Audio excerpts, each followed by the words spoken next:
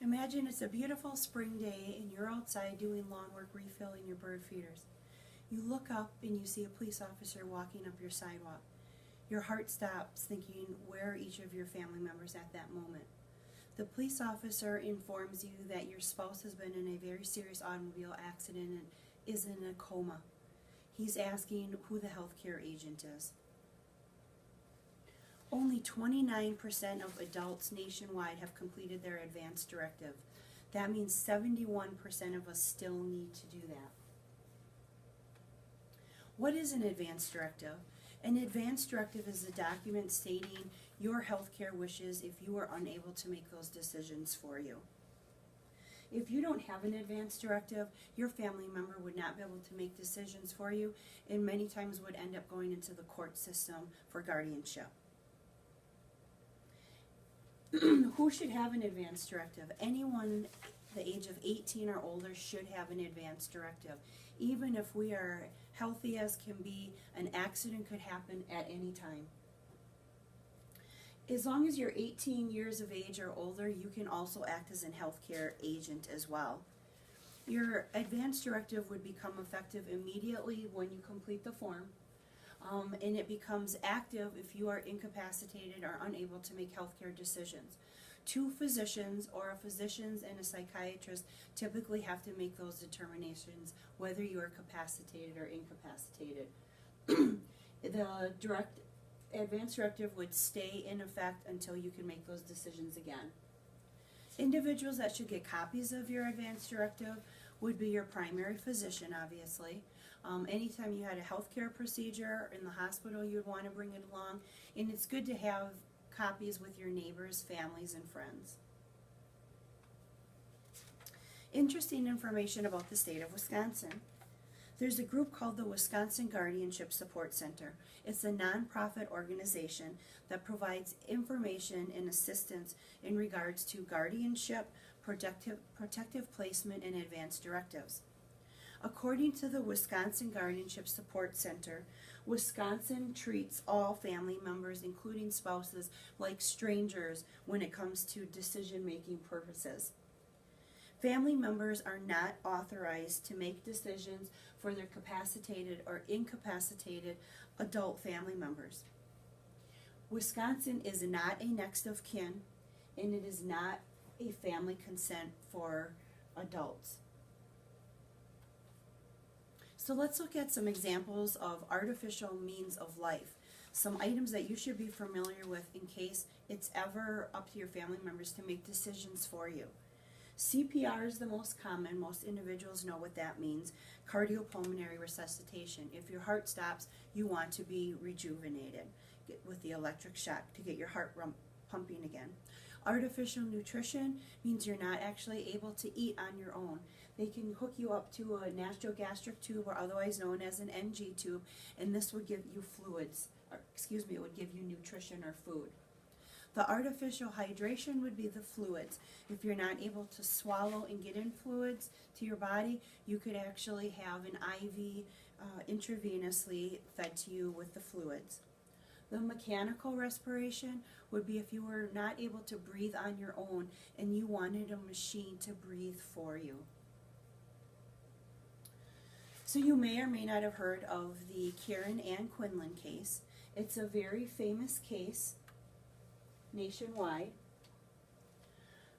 Karen was 21 years old and she became unconscious by consuming diet pills mixed with alcohol. She lapsed into a coma and stayed in a persistent vegetative state. Karen's parents felt that she was being held alive with artificial means by keeping a respirator on her, breathing for her. But the doctors felt differently, and they didn't have proof that Karen's wishes would have been not to be held alive by tubes.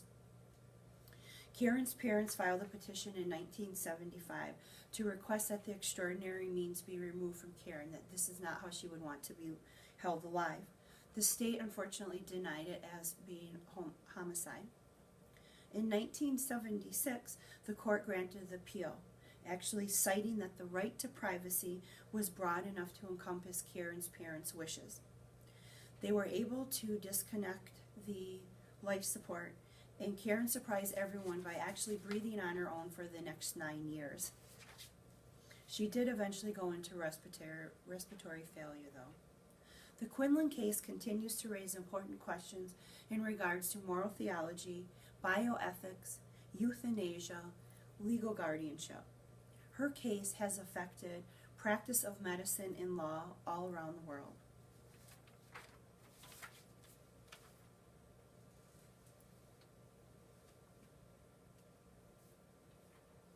I would now like to talk to you a little bit more about the advanced directive form. You have a link attached in my PowerPoint, and I'll also have it on my attachment as well. The advanced directive can be a little bit confusing. The first 3 pages are the general information that I went over, explaining who would want to complete an advanced directive, who your healthcare agent could be, and what artificial means of supporting life are. Excuse me. Under the section of power of attorney of healthcare is where you're going to want to, the creation power of attorney healthcare is where you're going to want to put your specific information, your name, address, phone number, and date of birth. The next section you are going to want to put your healthcare agents in regards to who you want to make those decisions for you. So typically your spouse would be one, a family member that you would trust. I actually put my husband and my brother-in-law because I feel confident that they would make the healthcare decisions that I actually would want. The area under the nursing home section, being admitted to the nursing home, confuses patients a lot of times. My husband was very defensive in regards to, I don't want you to just put me in a nursing home. And that's not what this section means at all. This is only to be put into a nursing home for rehab, short-term rehab facility. So say, for example, you had a stroke and you were in the hospital's done everything they can for you, but you're not able to go home on your own yet, you're not able to make those decisions yet. So it would be in your best interest to rehab at a nursing home or a community-based facility. Your healthcare agent could then agree to put you into that home temporarily. If you don't give your agent that authority, they would have to go through the court systems to get legal guardianship, which can be very costly. I believe the average cost is about $1,500. The next section that is a little bit confusing is the feeding tube section. The feeding tube section, you would want to authorize your agent because that's giving them the authorization to either have it inserted or withdrawn. So say, for example, you had a stroke and you weren't able to swallow on your own, but a speech therapist felt pretty confident that you were going to be able to get that capacity back. But in the meantime felt that it would be important for you to get nutrition, and we could give you that through the NG tube. So you could have that inserted. But let's say you had another stroke and you now were under aspiration pneumonia. Your agent knows that there's no reasonable condition that you're going to be able to get healthy. They can actually have that withdrawn from you. The pregnant women section I think is pretty self-explanatory. Basically they would need to know, do you want to be held alive if you were in a coma to save that baby?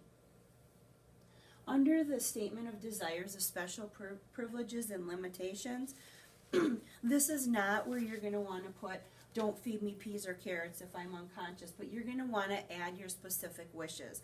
For example, on my advanced directive, I have, if there is no reasonable hope of benefit or recovery, I do not wish to have my life prolonged using artificial means. So you want to be very specific in that section.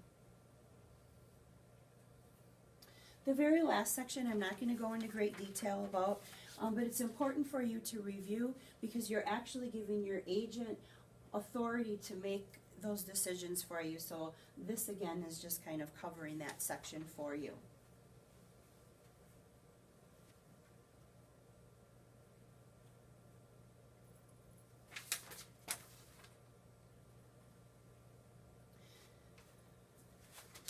With all the enhanced ability for medical technology to prolong life and the concern with high healthcare costs of having an advanced directive is very important for you and your family members. In conclusion, I hope that you will discuss this issue with your family members. go to any community benefits that might be offered for you to learn more information, and please complete your advanced directive so we can get that 29% at a higher amount. I wish you the best of luck, and if you have any questions, let me know. Thank you for listening today.